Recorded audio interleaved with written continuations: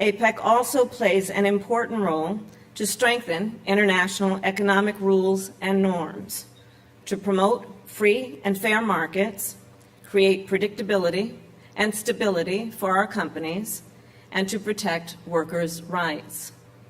The Biden-Harris administration has also emphasized public-private collaboration, both domestically and internationally.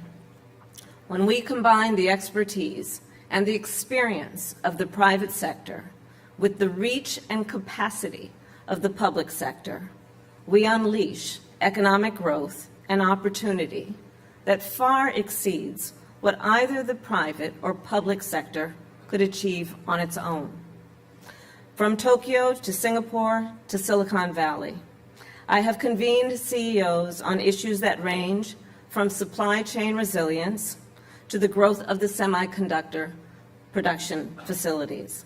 I have also led partnerships with the private sector focused on economic opportunity in Northern Central America and climate resilience and digital inclusion on the continent of Africa. This type of collaboration between the public and private sectors is essential to drive our economies forward in a way that invests in innovation, strengthens economies, and uplifts the human condition. Since the start of the Biden-Harris administration, we have incentivized Indo-Pacific companies to invest nearly $200 billion in the United States. Under President Joe Biden, we have record job creation, a revitalized manufacturing industry, resilient consumer spending, and unprecedented small business creation.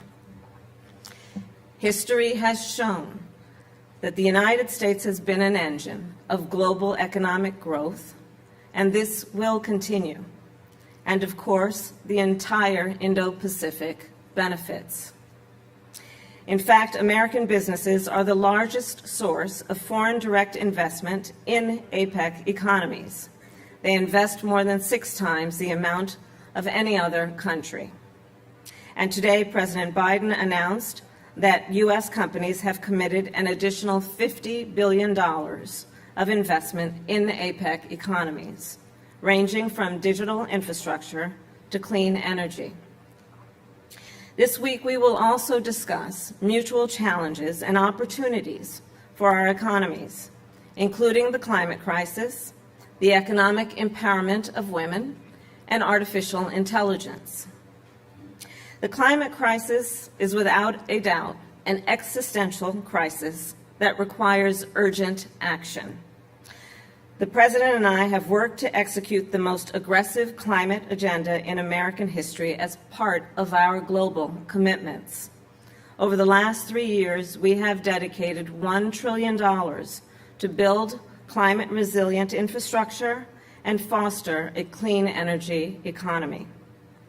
And to all here, I say, our collective ambition must meet this moment. There is much more work for us to all do, and for the governments and companies that are represented here today. Regarding the economic empowerment of women, when we lift up the economic status of women, we lift up the economic status of children, families, and all of society benefits. The United States proudly launched APEC's focus on this issue during our last host year, which was in 2011. It remains a priority for us. To that end, earlier today, I announced more than $900 million of public and private investments to launch the Women in Sustainable Economy initiative. And in the past 8 months, I have partnered with the private sector and philanthropies to generate more than $2 billion to economically empower women around the world. On the issue of artificial intelligence, which has, without any question, the potential to do great good and the potential to do harm, it is important that we work together. Earlier this month, I met with many leaders in the United Kingdom to lay the groundwork on the future of AI. As I outlined there, leaders from government and the private sector have a moral, ethical, and societal duty to make sure that AI is adopted and advanced in a way that is in service of the public interest.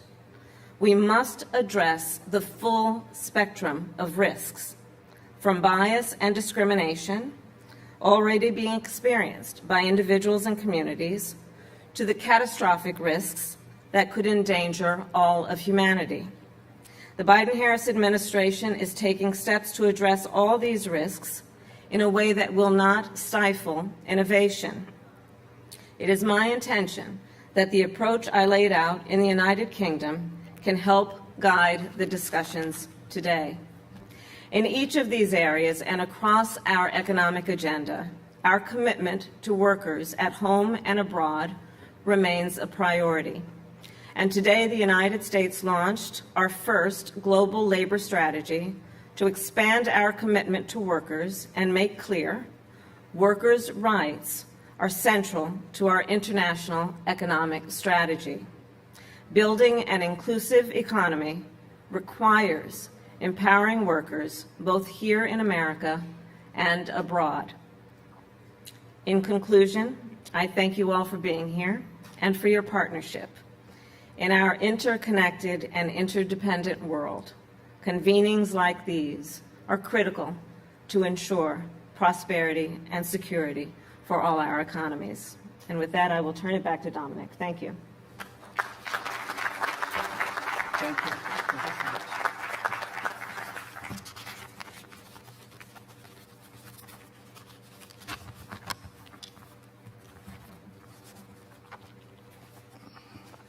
Thank you, Madam Vice President, for your insightful and inspiring remarks. We in ABAC truly appreciate your vision for an interconnected, innovative, and inclusive Asia-Pacific region.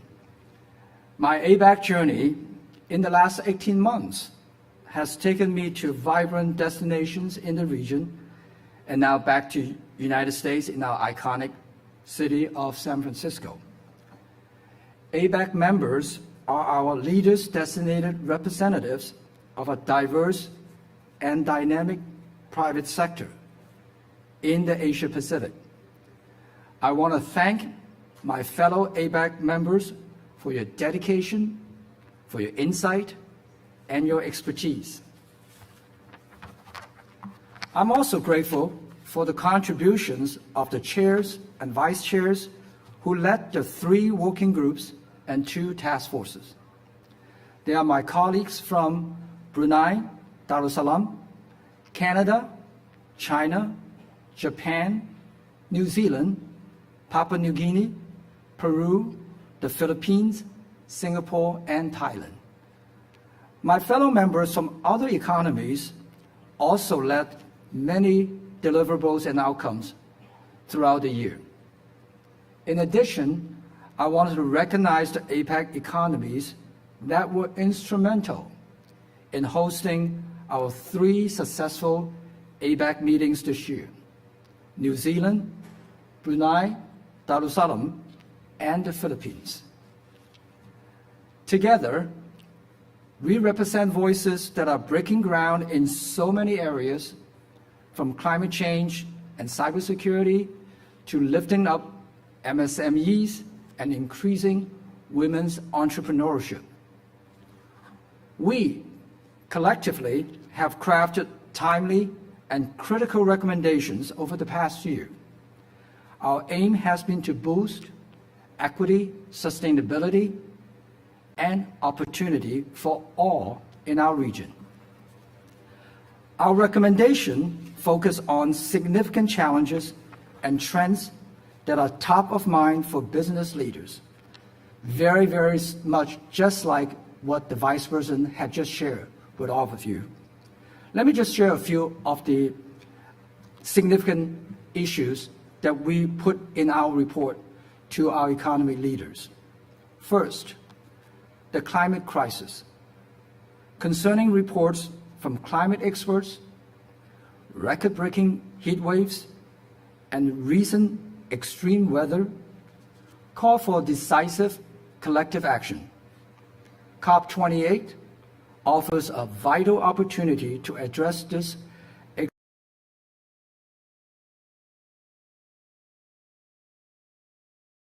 constructively in Dubai as trailblazers for solutions. Second, emerging technologies like generative artificial intelligence have enormous potential to increase productivity and speed up scientific and technological advancements. Still, we must be mindful of ethical governance, responsible development, and workforce impacts. APEC can be a key platform for collaboration and knowledge sharing in this area. Finally, economic inclusion is crucial. While the region's wealth has grown in recent decades, many members of our communities have been left behind.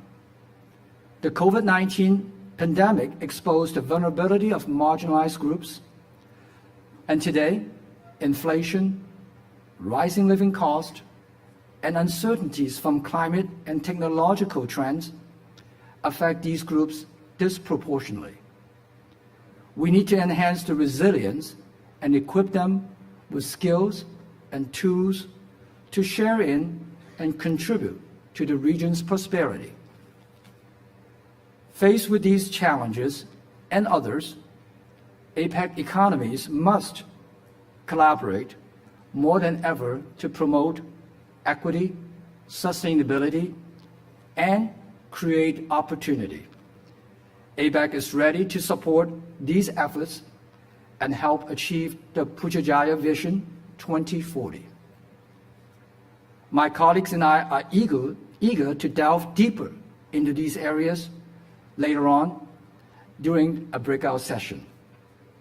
Thank you, and this concludes the plenary session of the dialogue. Distinguished guests, please remain in your seats while the APEC leaders depart the room.